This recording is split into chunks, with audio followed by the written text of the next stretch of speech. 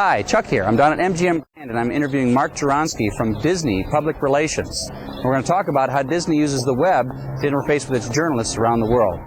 Our site is a business-to-business site designed specifically for the journalists who cover Walt Disney World and maybe those who only on occasion have the opportunity to cover Walt Disney World. It's one-stop shopping, 24 hours a day, 7 days a week, when our office isn't open, when our publicists aren't available to the journalistic community. And it basically serves up all of our news releases, photography, information about what's hot at Disney, what's news at Disney, and even some background information for those who just need to do some fact checking and can't get a hold of one of us. You know, the typical customer of our site is the news journalist.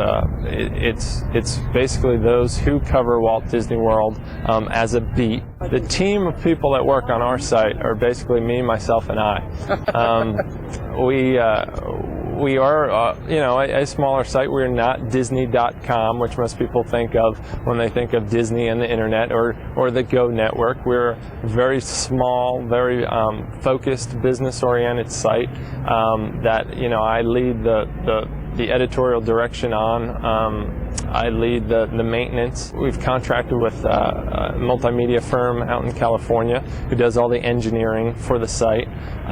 We use all of our publicists on our staff and all of the traditional means of communication that we have where we can. And really, sort of my job is to work with the rest of the staff to identify news releases, photographs, video that we use in traditional channels and how those can apply to our site and to the audiences that we reach via the internet. So we haven't cut off our mailings yet, but we definitely are looking at it from a cost savings, but even more so just from a special service. I mean, people think they come down to Walt Disney World and they expect great guest service in our parks, and we like to think that even on the business side of things that we can deliver that same guest service to our customers who are the journalists who in the end pass on a lot of the